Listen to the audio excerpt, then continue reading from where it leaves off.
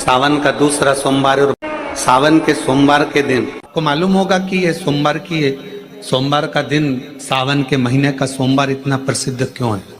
आप सोमवार का व्रत करते हैं कि नहीं करते वो पता नहीं, पर सावन के महीने में 4-5 जो भी सोमवार पड़ जाएं, अगर आपने व्रत कर लिया, व्रत को धारण कर लिया या शिवालय के जाकर भगवान शंकर की आराधना कर ली, तो पूरे वर्ष के सोमवार का फल सावन के महीने के 5 या 4 सोमवार में प्राप्त हो जाए। श्रावण के सोमवार की इतनी महत्वता है कि दरवाजे पर जाकर केवल आप सेवा करो, शिव के दरवाजे पर जाकर आप केवल जल अर्पित करो, शंकर जी की चौखट पर जाकर आप नमन करो, देवाधिदेव महादेव के शिवालय में जाकर प्रणाम करिए। भगवान शंकर की चौखट पर द्वार पर अगर आप जा रहे हो, 3 चीजें आपको मांगना नहीं पड़ेगी। जैसे लक्ष्मी जी ने शिव जी से नहीं मांगा कि मुझे महासंबोधन दो, लक्ष्मी जी ने नहीं मांगा कि मुझे भगवान विष्णु दो, लक्ष्मी जी ने नहीं मांगा कि मुझे ये देना। लक्ष्मी जी तो शंकर भगवान की सेवा में लग गई, तो लक्ष्मी जी को 3 चीजें अपने आप मिल गई। एक शांति हृदय की, दूसरा दिशा, लक्ष्मी जी को कहाँ जाना है, और तीसरे नंबर पर सफलता। माता लक्ष्मी केवल लक्ष्मी नहीं रही, उनको महालक्ष्मी कहा। अभी तो कितना सुंदर है सावन का महीना, और वो महीना जो भगवान शंकर को सबसे ज्यादा प्रिय है। एक और अच्छी बात है, बहुत ध्यान लगाकर सुनिएगा जरा, बहुत सावधानी से ध्यान दीजिएगा। कभी श्रावण महीने में अगर आप शंकर जी के मंदिर में जाएं और शिव मंदिर किसी वृक्ष के नीचे हो, बट वृक्ष के नीचे हो, चाहे पीपल के वृक्ष के नीचे हो, चाहे वो आंवले के वृक्ष के नीचे हो, चाहे वो बेलपत्री के वृक्ष के नीचे हो, चाहे वो शमी के वृक्ष के नीचे हो, चाहे जिस वृक्ष, कोई भी वृक्ष के नीचे अगर कोई शिवालय है, शंकर जी का कोई मंदिर या शंकर जी का कोई शिवलिंग रखा हुआ, तो एक दुर्वा किसी भी श्रावण महीने में तुम जब भी किसी शिवालय में जाएं, जिस वृक्ष के नीचे शिवलिंग हो, उस शिवलिंग पर ये शिवलिंग रखा हुआ है, ये जलाधारी पर जहां शिवलिंग रखा हुआ है वहां कटी भाग माता पार्वती जी का हस्तकमल, उसके ऊपर रखा हुआ है शिवलिंग, सामने अशोक सुंदरी और भगवान शंकर के दोनों पुत्र गणेश कार्तिक के, ऊपर से जल गिरता है जया, विषहारा, शामलीवारी, दौतली, देव, ये भगवान शंकर की 5 बेटियां। तो जो कटी भाग, इस कटी भाग पर अगर मात्र एक दुर्वा समर्पित कर जिसकी किडनी या लीवर डैमेज हो रहा हो, काम नहीं कर रहा हो, या किडनी लीवर में कोई तकलीफ हो रही हो, या डायलिसिस चल रहा हो, तो मात्र एक दुर्वा उस कटी भाग पर श्रावण महीने में समर्पित कर उस दुर्वा के 7 टुकड़े कर 7 दिन प्रतिदिन सुबह के समय पर उसको चबाकर खा लेने पर या निगल जाने पर धीरे धीरे डायलिसिस बंद होने लगता है और किडनी लीवर अपना काम करना प्रारंभ कर देते हैं। एक दुर्वा, कितने दुर्वा?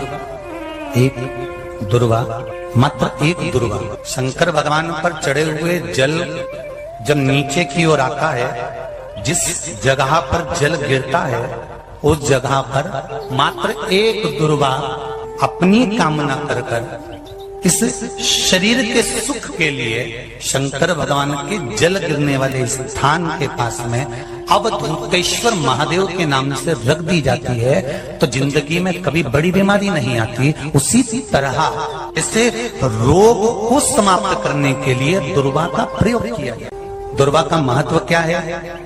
कितनी दुर्वा चढ़ाना चाहिए, कैसी दुर्वा चढ़ाना चाहिए, दुर्वा की उत्पत्ति कहाँ से हुई है, दुर्वा तोड़ने के बाद पानी में डालने के बाद फिर हरी हो जाती है, इसका क्या कारण है, दुर्वा गणेश जी को क्यों चढ़ाई जाती है, शंकर जी को दुर्वा किस स्थान पर चढ़ाई जाती है, ये सारी कथा आपको पूर्व में इसी कुबेरेश्वर बाबा के पावन धरा से सुना चुके हैं, जो टीवी पर डली हुई है। कभी आपने नहीं सुनी हो तो यूट्यूब पर से दुर्वासा महापुराण की कथा निकालकर उसको श्रवण कर सकते। उसमें वर्णन किया है कि इस दुर्वा का महत्व क्या है, दुर्वा का क्या।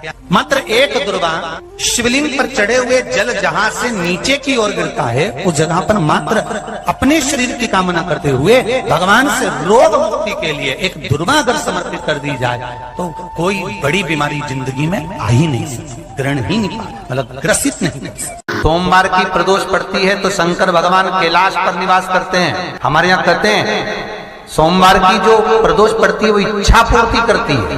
मान लो आप प्रदोष का व्रत नहीं कर सकते, आप अगर व्रत नहीं कर सकते तो प्रदोष के दिन, प्रदोष काल में शाम का समय सूर्यास्त का कुछ पल कुछ घड़ी के पहले से लेकर बाद तक का प्रदोष काल के अंतर्गत आप शंकर जी के मंदिर में जाकर 1 लोटा पानी 5 बेलपत्र भी अगर समर्पित करते हैं तो संपूर्ण प्रदोष का फल आपके भाग्य में प्रबल हो जाए। एक निवेदन सभी श्रोता बहन भाइयों से, कथा प्रदोष के दिन सोमवार थोड़ी तकलीफों में अगर घिर जाओ, तकलीफें आ जाएं, कष्ट आ जाए, तकलीफें जिस दिन तुम्हारे भीतर बहुत ज़्यादा मात्रा में आ जाए, उस दिन 3 बेलपत्र, एक बेलपत्र में पीला चंदन, बीच वाली पत्ती।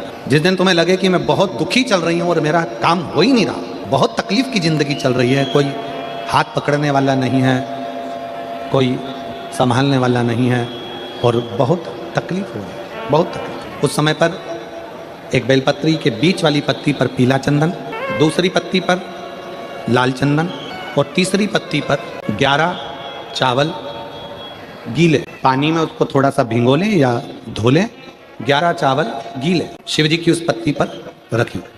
सबसे पहला पीला चंदन का बेलपत्र, दूसरे नंबर पर लाल चंदन का बेलपत्र, तीसरे नंबर पर जो 11 चावल आपने धोकर रखे हैं वो हाथ की हथेली में रखना है और हाथ की हथेली में रखकर अपनी कामना कर कर भगवान शंकर से विनय कर कर पंचाक्षर मंत्र नमः शिवाय या षडाक्षर मंत्र ओम नमः शिवाय या श्री शिवाय नमस्तुभ्यम बोलकर उस बेलपत्र पर सीधे हाथ में रखकर उल्टे हाथ का स्पर्श कर कर बाबा से अपने मन के भाव कहकर शंकर के शिवलिंग पर उसे समर्पित कर दीजिए। 1 ही लोटा जल, जहां से जल बहता है अशोक सुंदरी वाली जगह, 1 ही लोटा जल जहां से जल बहता है उस जल बहने वाली जगह पर 3 बार उस जल को अपनी कामना कर कर श्री शिवाय नमस्तुभ्यम या पंचाक्षर मंत्र या षडाक्षर मंत्र बोलकर 3 बार उस स्थान पर गिरा दी। गिराने के बाद में बाबा से विनय कर कर अक्षत वाली जो बेलपत्र है, एक बेलपत्र और एक अक्षत उसमें से अपने लिए लेकर आ जाओ। उसको 2 महीना 3 महीना अपने घर में रखिए। जितना भी दुख है धीरे धीरे बाबा समाप्त कर कर खुशियां घर में लेकर आता ही। दुख समाप्त होगा, खुशियां घर में आएगी। बेटा बेटियों का विवाह नहीं होता, उन बेटा बेटियों के लिए मान लो अगर कोई ग्रह ऐसे हो गए कि भाई संबंध टूट गया और संबंध टूटने के बाद तलाक हो गया, होने के बाद दूसरा विवाह ही नहीं हो रहा, संबंध टूटने के बाद मंगल विवाह दूसरा हो ही नहीं रहा, तो प्रयास करिएगा।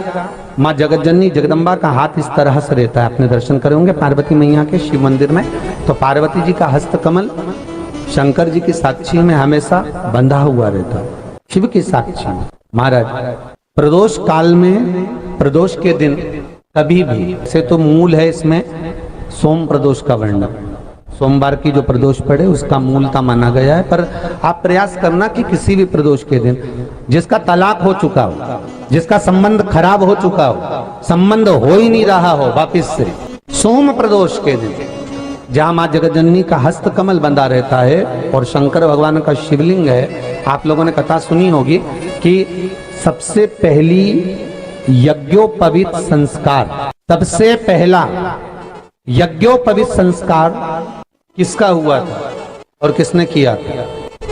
महाराज सबसे पहला यज्ञोपवीत माता ललिता देवी ने भगवान शंकर को यज्ञोपवीत धारण करवाया था। मां ललिता देवी ने सूत्र बनाकर अपने हस्त कमल से भगवान शंकर के सम्मुख में बिठाकर भोलेनाथ जी के हस्त कमल से स्वतः सूत्र बनाया था।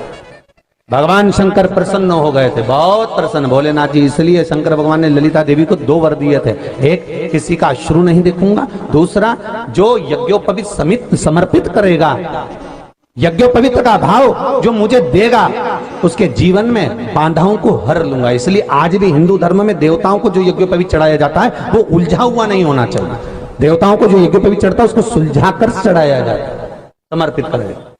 अब कई विद्वान ब्राह्मण ऐसा कैसे यज्ञोपवीत में हल्दी लगाकर छोड़वा देते हैं, परंतु वो उलझा हुआ रहता है, वो सुलझा हुआ अगर चढ़ाएगा तो जो जजमान पूजन कर रहा है, जो जजमान पूजन में लगा हुआ है, उसको पूर्ण फल की अनुभूति हो, पूर्ण फल का प्राप्ति हो और ब्राह्मण भी बंधन से मुक्त हो। ललिता देवी जी तो हमारे यहाँ सोमवार का जो प्रदोष हो, उस प्रदोष के दिन जिसका मंगल विवाह नहीं हो रहा है, सारी तकलीफें झेल रहे हो, बहुत कष्टप्रद हो, तो माँ का जो हस्तकमल है, उस हस्तकमल से लेकर शंकर भगवान के शिवलिंग तक एक कच्चे सूत की धार बनाई जाती है महाराज। 6 धार कच्चे सूत की बनाई जाती है। यहाँ शंकर भगवान का शिवलिंग है, यहाँ माता का हस्तकमल है, हस्तकमल से चालू होकर शिवलिंग, शिवलिंग से चालू होकर हस्तकमल, ऐसी 6 धार बनाई जाती है महाराज। और धार बनाकर उस धार पर माखन का लेपन किया जाता है भगवान शिव को। जैसा ललिता माता ने भगवान शंकर से वर प्राप्त करा था, उसी तरह फिर उस लेपन को लगाने के बाद उसको उतारकर उसी को लपेटकर शंकर भगवान पर उसको चढ़ा दिया जाता है, मात्र अपनी मंगल विवाह की कामना कर कर। अगर कोई कुंवारी अवस्था में कर रहा है तो उसमें हल्दी लगाए, और अगर कोई शादी होने के बाद, संबंध टूटने के बाद दूसरी शादी के लिए कर रहा है तो उसमें हल्दी ना लगाए। बस इतना अंतर रहता है। शिव महापुराण की कथा कर रहे हैं। 3 स्थान का स्पर्श रोग का निवारण कर देता है। 3 जगह पर चढ़ाया गया अक्षत हमारे मन को एकाग्रित कर कर और हमें अपनी मंजिल तक पहुंचा देता है। और प्रदोष और शिवरात्रि के मिलन का महोत्सव हमारे जीवन को आनंदता देता। प्रदोष का दिन, प्रदोष काल का समय, भगवान शंकर प्रदोष के दिन, प्रदोष काल में अपने भक्तों के घर पर नंदी के कान में जो बोल कर जाता है, शिवजी नंदी पर बैठकर उस भक्त के दरवाजे पर उसका कल्याण करने के लिए प्रदोष के दिन, प्रदोष काल में पहुंचते हैं। हर हर प्रदोष के दिन, प्रदोष काल में देवाधिदेव महादेव उस शंकर के भक्त के घर जाते हैं, जो भगवान नंदीश्वर के कान में कहकर जाता।